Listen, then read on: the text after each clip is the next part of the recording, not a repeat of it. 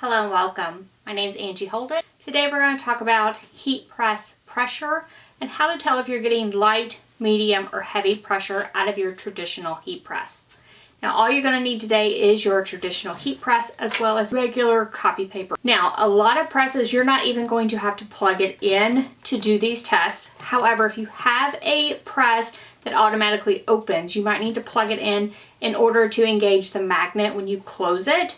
You want to make sure the press will close and stay closed to complete this test. We're going to do this test so you can tell what is heavy, medium, and light pressure.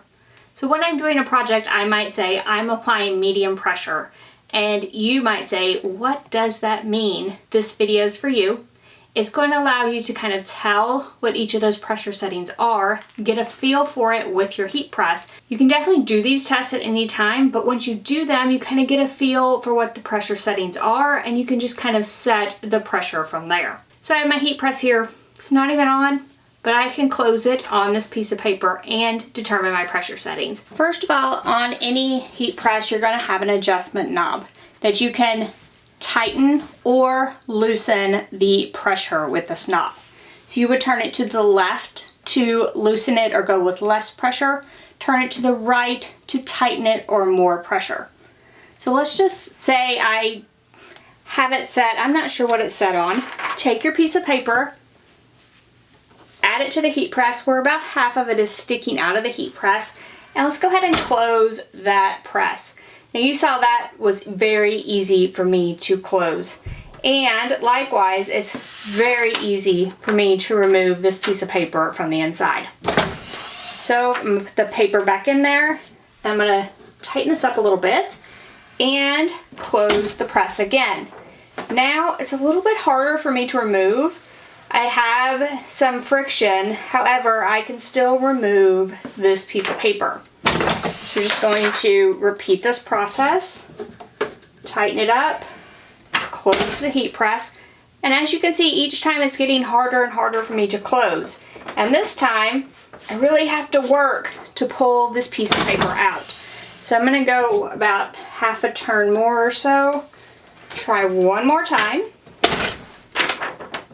And this time, very difficult for me to budge this piece of paper. So that's the pressure from the front, but you might also want to try from the side just to make sure you actually have a good pressure on the press. If it removes from the side but not the front, or the front but not the side, just tighten it a little bit more. So it wasn't removing at all from the side. And now if I go to the front, it's not removing at all from the front. So if I can't remove it at all from the side or the front, now we're at a medium to heavy pressure. So we're sort of between medium and heavy pressure. So now I kind of know what that is. And I can play around, open and close this heat press, and sort of understand for my heat press what is medium to heavy pressure. And if I tighten this about half a turn and close it down, it's going to be very hard to close, and I'm approaching that heavy pressure at this point. And so now I can open this up. It was very difficult for me to open up, much tougher for me to close. I'm at a heavy pressure. And now that I'm at a heavy pressure, if I loosen this about one full turn, close it down, that's about a medium pressure.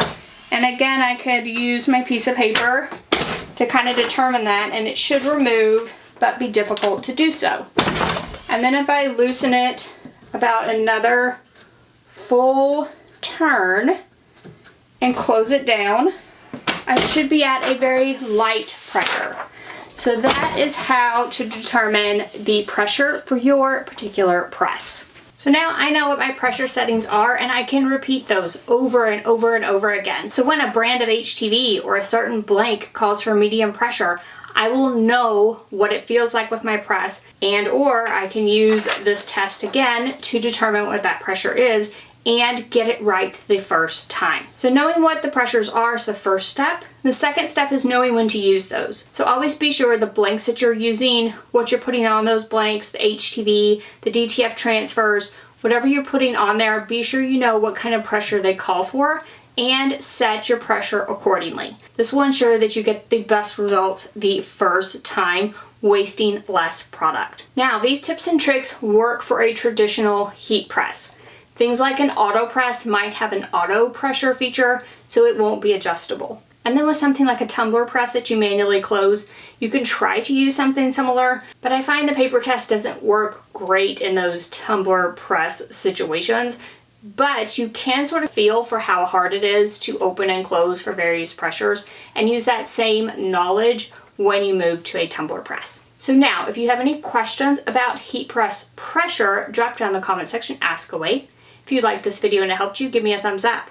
And if you haven't already, head on over to my YouTube channel, hit that subscribe button. I have videos just like this one every single week, and trust me, you don't want to miss any of those. So thank you all so much for joining me, and I'll see you next week. Bye-bye.